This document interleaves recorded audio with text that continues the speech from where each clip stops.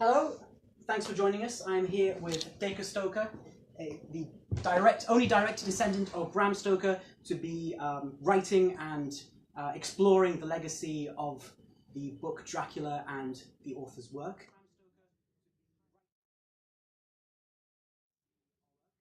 Not entirely direct descendant, I know. Indirect descendant. Indirect descendant. He actually does have two great grandsons, so but you're right, they don't write. Yes. Technically mostly accurate still. Yeah.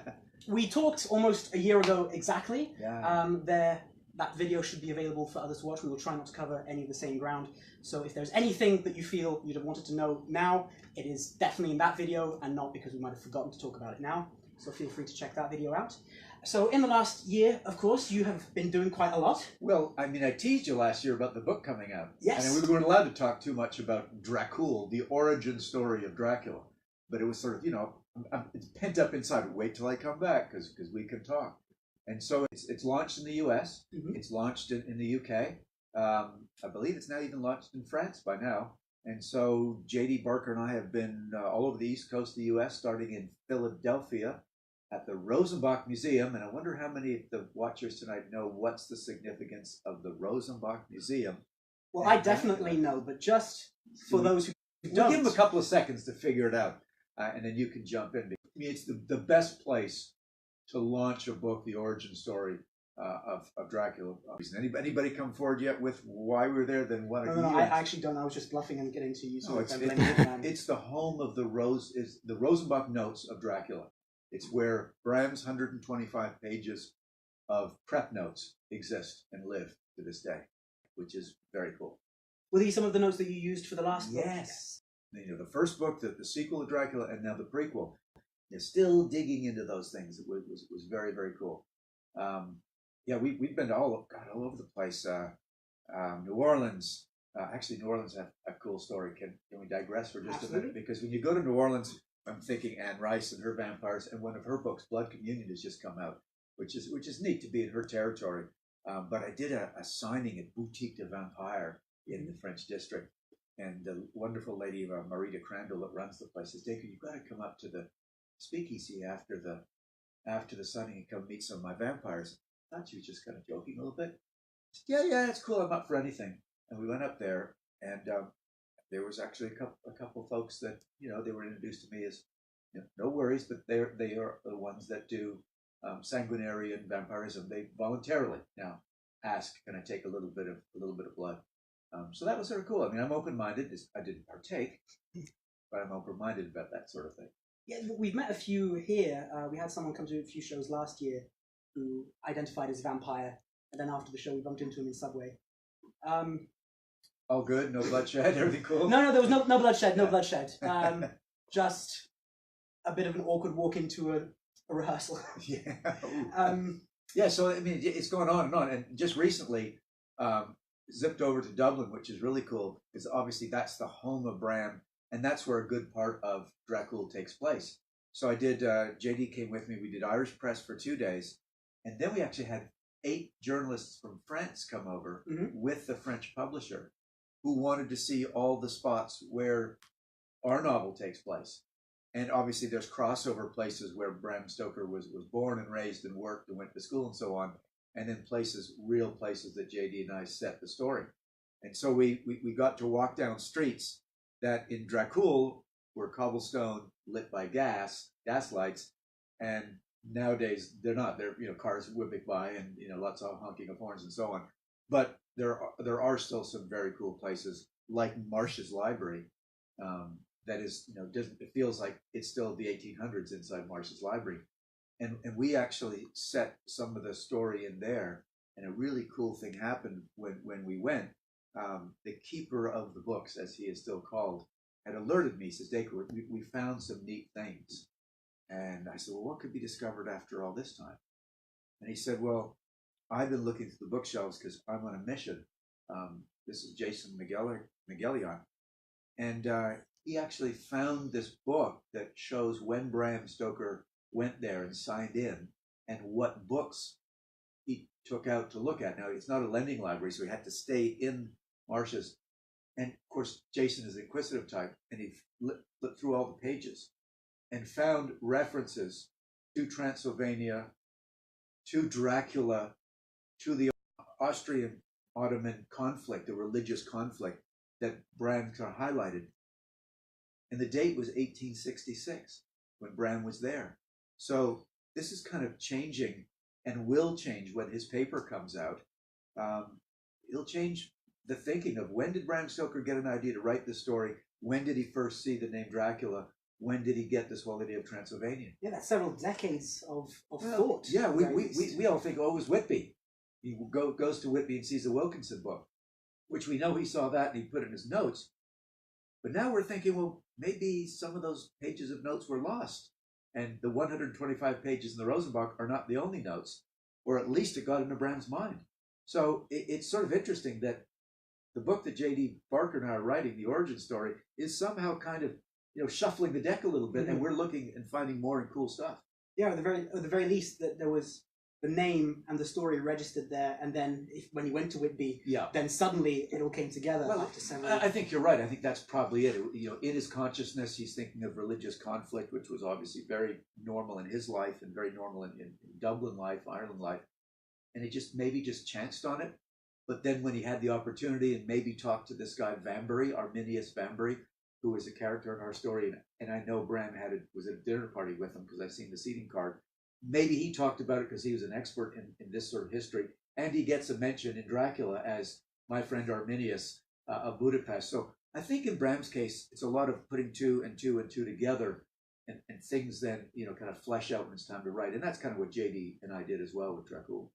Yes, and one of the things that he used a lot of stuff as inspiration, but he would probably have been sort of slightly surprised by the direct link that many people have made since with the creation with Dracula and Dracul and Vlad Tepes and all of that. Whereas you, of course, so you're kind of bridging the gap in a way between the original and we're just admitting, hey guys, it's fiction. Okay, it is fiction.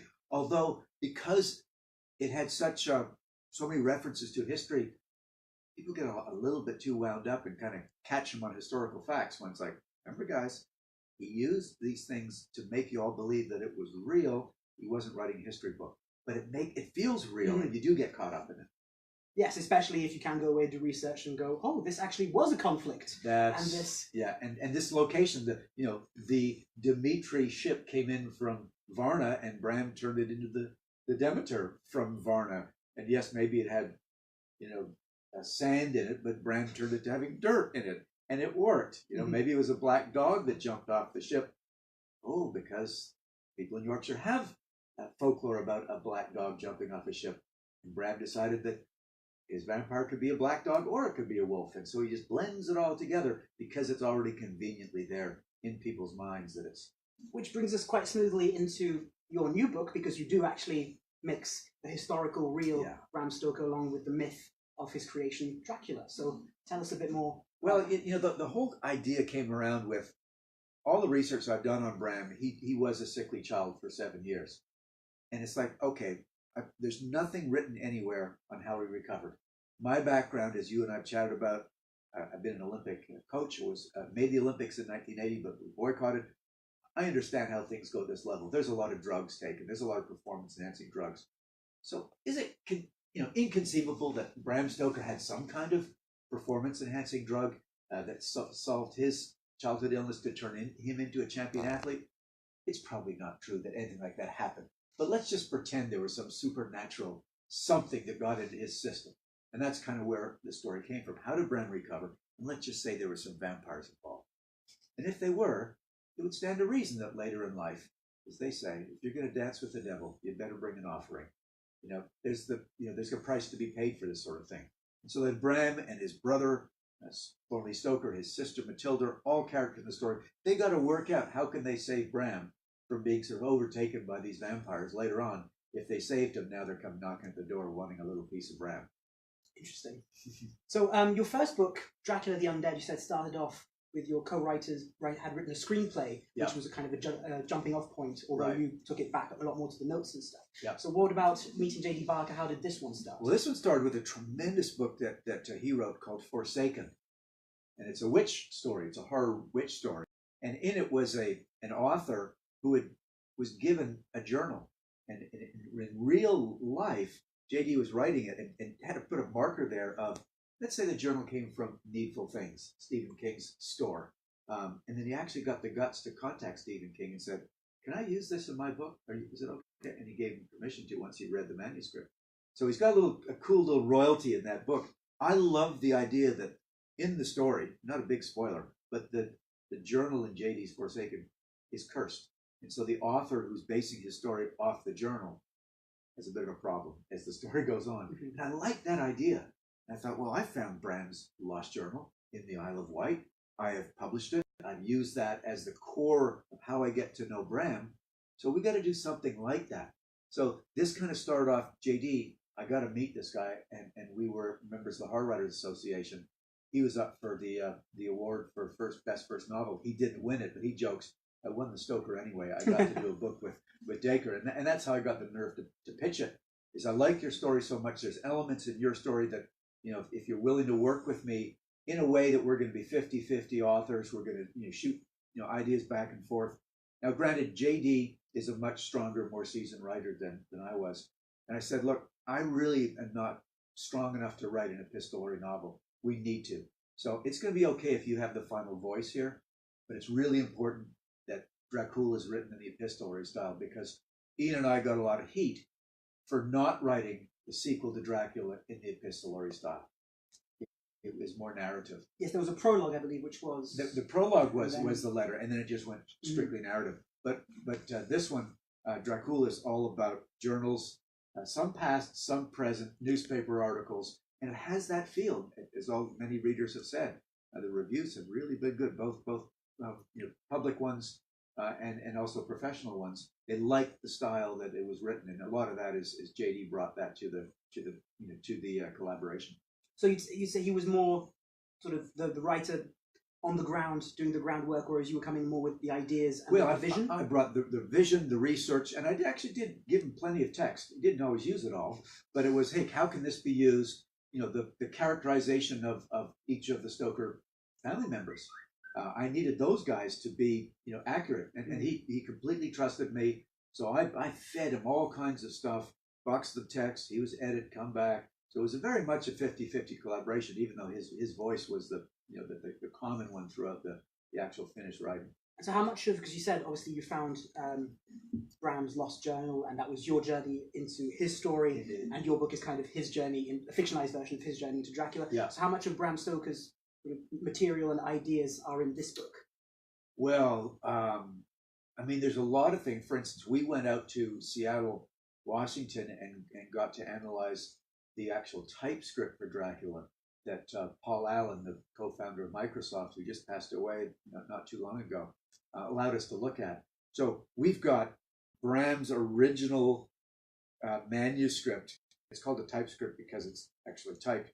We got to analyze that and saw what we think is missing from it. Mm-hmm. It starts on page 102. So 101 pages are missing. And we got to delve into what we felt was Dracula's Guest, which is a short story, 17 pages, was missing. But I saw references to those 17 pages in the manuscript that were crossed out. Mm-hmm.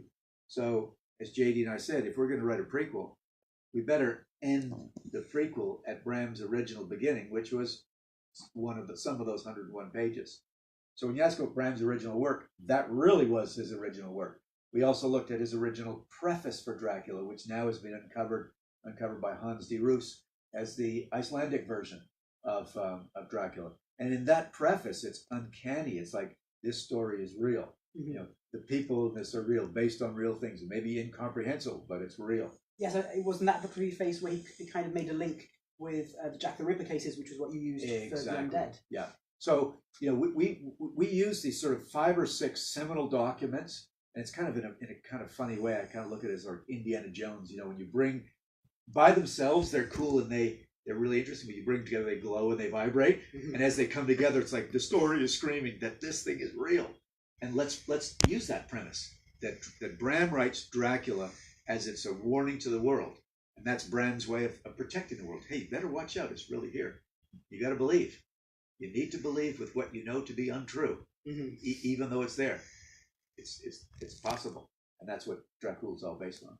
Both of you, I believe there was a certain amount of critical backlash towards Dracula the Undead, with the kind of the meta-analysis of it, that you changed some things and there was something you said that's not actually how it happened because this was just these characters' point of view. Yep. And this one is also has a bit of a meta commentary on the first book as having a purpose. What's the thinking behind that? How do you? Well, how are we doing? 2 minutes. We're going to wrap this up. Okay. The readers of this book will figure out that the real life characters. So we didn't touch Seward, Homewood, Luke. We didn't touch them. This is his life and his family, the people that become those characters. Or Bram is inspired by his sister Matilda to become Mina, his brother Thornley to become Seward, and Arminius Family to become Van Helsing, and so on, and a couple others thrown in. And luckily, we're introducing those people to the world, so I can't get backlash because I know who they are and I've researched them. But I believe critical readers will understand that there's a pretty good basis for who those characters were that Bram set his story on and used them quite effectively. I would love to ask more questions, but I'm afraid that's all we've got time for. There is an opportunity coming up, though. Yes, because Dacre Stoker will be back here at the Banshee Labyrinth on Saturday. Yep. At what time? I think I started around 4 o'clock, isn't it? Yes, it's part of the MonsterCon. Part of the MonsterCon. There's a whole bunch of writers that are going to be here. It's a whole day full of really creative people, and I'm just one of them, but it's really very excited to be here as part of the launch, but also to be part of, I love meeting creative writers. I get great ideas, very synergetic. So if you're watching this live, or if you're watching this in the next 24 hours, you can come along. If you're not, you missed out. Buy your tickets, please, in advance.